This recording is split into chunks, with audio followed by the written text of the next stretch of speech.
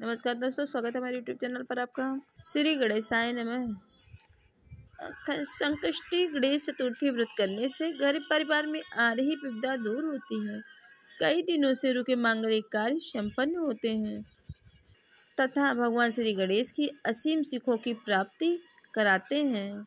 माह की किसी भी चतुर्थी के दिन भगवान श्री गणेश की पूजा के दौरान संकष्टी गणेश चतुर्थी व्रत कथा पढ़ना अथवा सुनना जरूरी होता है। इससे संबंधित 4 कथाएं प्रचलित हैं जो हम आपको सुनाने जा रहे हैं। पहली कथा के अनुसार, पौराणिक एवं प्रचलित श्री गणेश कथा के अनुसार एक बार देवता कई विपदाओं में घिरे हुए थे। तब वह मदद मांगने भगवान शिव के पास आए। उस समय शिव के साथ कार्तिकेय और गणेश जी भी बैठे थे।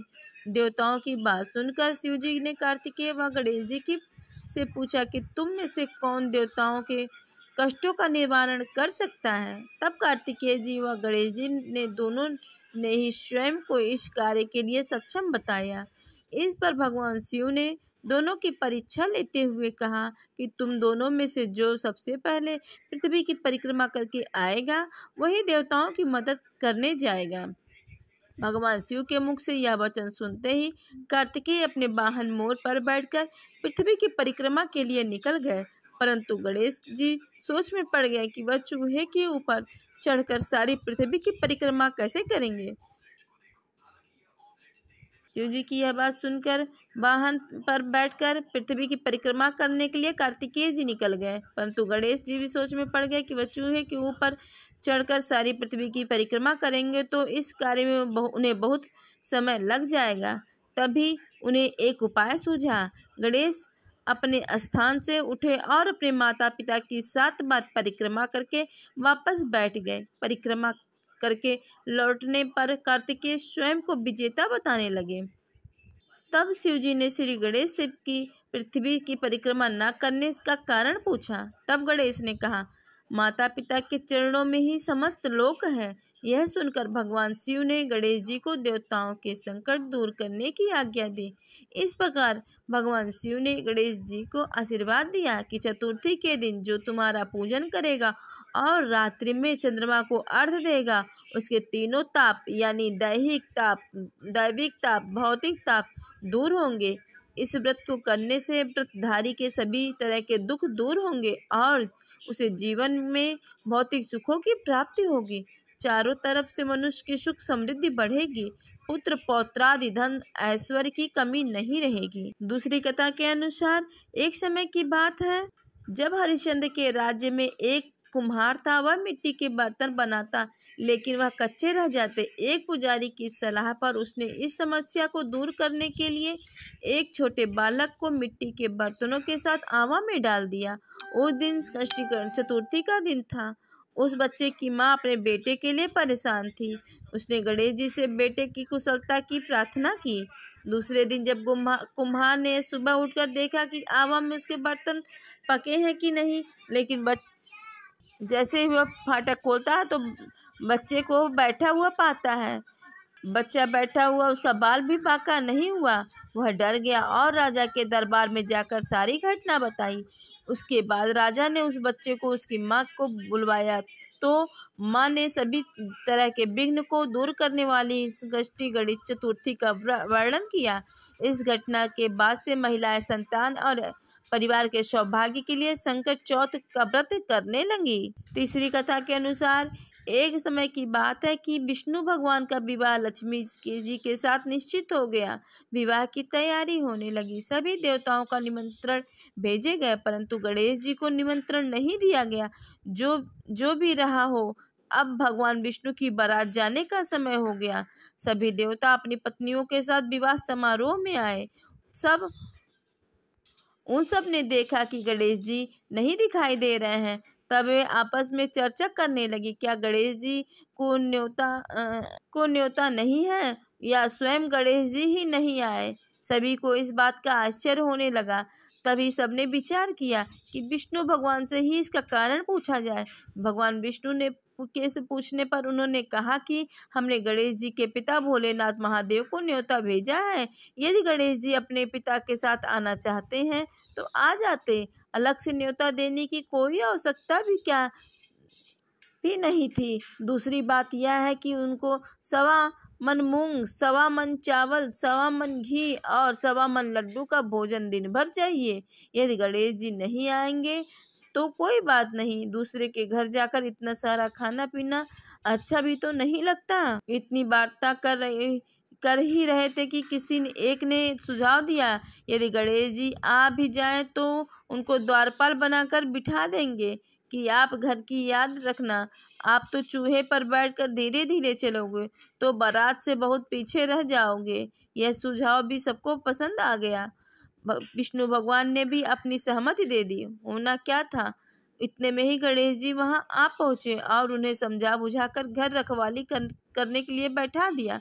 बारात चल दी। तब नारद जी ने देखा कि गणेश जी तो दरवाजे पर ही बैठे हुए हैं, तो वे गणेश जी के पास गए और रुकने का कारण पूछा। गणेश जी ने कहने लगे कि भगवान विष्णु ने मेरा बहुत अपमान किया है।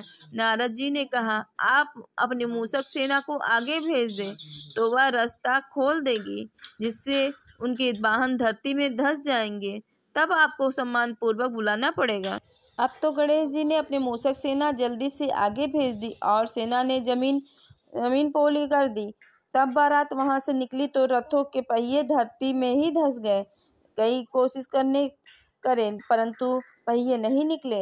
सभी ने अपने अपने उपाय किए परंतु पहिए को तो नहीं निकाले, बल्कि जगह जगह से टूट गए। किसी की समझ में नहीं आ रहा था कि अब क्या किया जाए। तब तो नारद जी ने कहा, आप लोगों ने गणेश जी का अपमान किया है। यदि उन्हें मनाकर लाया जाए तो आपका कार्य सिद्ध हो सकता है और यह संकट टल सकता है। शंकर भगवान ने अपने दूत नंदी को भेजा और वे गणेश जी को लेकर आए। गणेश जी का आदर सम्मान के साथ पूजन किया। तब वहीं रथ के पहिए निकले। अब रथ के पहिए निकल तो गए परंतु वे टूट फूट गए तो उन्हें सुधारे कौन। पास के खेत में खाती काम कर रहा था, उसे बुलाया गया। अपना कार्य करने के पहले श्री गणेशाय नमः कहकर गणेश जी की वंदना मन ही मन करने लगा। देखते ही देखते खाती ने सभी पहियों को ठीक कर दिया। तब खाती कहने लगा कि देवताओं, आपने सर्वप्रथम गणेश जी को नहीं मनाया होगा और न ही उनकी पूजन की होगी, इसलिए तो आपके साथ यह संकट आया। हम तो मूर्ख अज्ञानी हैं, फिर भी पहले गणेश जी को पूजते हैं, आपका ध्यान करते हैं। आप लोग तो देवता गण हैं, फिर भी आप गणेश जी को कैसे भूल गए। आप तो लोग भगवान श्री गणेश की जय बोलकर जाएं तो आपके सब कार्य बन जाएंगे और कोई संकट भी नहीं आएगा। ऐसा कहते हुए बारात वहां से चल दी और भगवान विष्णु जी लक्ष्मी जी के साथ विवाह संपन्न करा के सभी सकुशल घर लौट आए। हे गणेश जी महाराज, आपने विष्णु को जैसे कारज सारियों वैसे ही कारज सबको सिद्ध कीजो। बोलो गजानन महाराज की जय। चौथी कथा के अनुसार श्री गणेश चतुर्थी व्रत की पौराणिक कथा के अनुसार एक बार भगवान शिव तथा माता पार्वती नर्मदा नदी के किनारे बैठे थे। वहां माता पार्वती ने भगवान शिव से समय व्यतीत करने के लिए चौपड़ खेलने को कहा। शिव चौपड़ खेलने के लिए तैयार हो गए, परंतु इस खेल में हार जीत का फैसला कौन करेगा, यह प्रश्न उनके समक्ष उठा तो भगवान शिव ने कुछ तिनके एकत्रित कर उसका एक पुतला बनाकर उसकी प्राण प्रतिष्ठा कर दी और पुतले से कहा, बेटा हम चौपड़ खेलना चाहते हैं परंतु हमारी हार जीत का फैसला करने वाला कोई नहीं है, इसलिए तुम बताना कि हम दोनों में से कौन हारा कौन जीता। उसके बाद भगवान शिव और माता पार्वती का चौपड़ खेल शुरू हो गया। यह खेल 3 बार खेला गया और संयोग से तीनों बार माता पार्वती ही जीत गई। खेल समाप्त होने के बाद बालक से हार जीत का फैसला करने के लिए कहा गया तो उस बालक ने महादेव को विजयी बताई। यह सुनकर माता पार्वती क्रोधित हो गई और क्रोध में उन्होंने बालक को लंगड़ा होने का कीचड़ में पड़े रहने का श्राप दे दिया। बालक ने माता पार्वती से माफी मांगी और कहा कि यह मुझसे अज्ञानतावश ऐसा हुआ है, मैंने किसी द्वेष भाव में ऐसा नहीं किया है। बालक द्वारा क्षमा मांगने पर माता ने कहा, यहाँ गणेश पूजन के लिए नाग कन्याएं आएंगी, उनके कहे अनुसार तुम गणेश व्रत करो, ऐसा करने से तुम मुझे प्राप्त करोगे। यह कहकर माता पार्वती शिव के साथ कैलाश पर्वत पर चली गई। 1 वर्ष के बाद उस स्थान पर नाग कन्याएं आई। तब नाग कन्याओं से श्री गणेश के व्रत की विधि मालूम करके उस बालक ने 21 दिन लगातार गणेश जी का व्रत किया। उसकी श्रद्धा से गणेश जी प्रसन्न हो गए। उन्होंने बालक को मनोवांछित फल मांगने के लिए कहा। उस बालक ने कहा, हे विनायक, मुझमें इतनी शक्ति दीजिए कि मैं अपने घरों से चलकर अपने माता पिता के साथ कैलाश पर्वत पर पहुंच सकूं और वे यह देख प्रसन्न हों। तब बालक को वरदान देकर श्री गणेश अंतर्ध्यान हो गए। इसके बाद वह बालक कैलाश पर्वत पर पहुंच गया और कैलाश पर्वत पर पहुंचने की अपनी कथा उसने भगवान शिव को सुनाई। चौपड़ वाले दिन से माता पार्वती शिव जी से विमुख हो गई थी। अतः देवी के रुष्ट होने पर भगवान शिव ने भी बालक के बताए अनुसार 21 दिनों तक श्री गणेश का व्रत किया। इस व्रत के प्रभाव से माता पार्वती के मन में भगवान शिव के लिए जो नाराजगी थी वह समाप्त हो गई। तब यह व्रत विधि भगवान शंकर ने माता पार्वती को बताई। यह सुनकर माता पार्वती के मन में भी अपने पुत्र कार्तिकेय से मिलने की इच्छा जागृत हुई। तब माता पार्वती ने भी 21 दिन तक श्री गणेश का व्रत किया था। दुर्वा फूल और लड्डुओं से भी गणेश जी का पूजन अर्चन किया। व्रत के 21वें दिन कार्तिकेय स्वयं माता पार्वती से आ मिले। उस दिन श्री गणेश चतुर्थी का यह व्रत समस्त मनोकामनाओं की पूर्ति करने वाला माना जाता है। इस व्रत को करने से मनुष्य के सारे कष्ट दूर होकर मनुष्य को समस्त सुख सुविधाएं प्राप्त होती है। बोलो।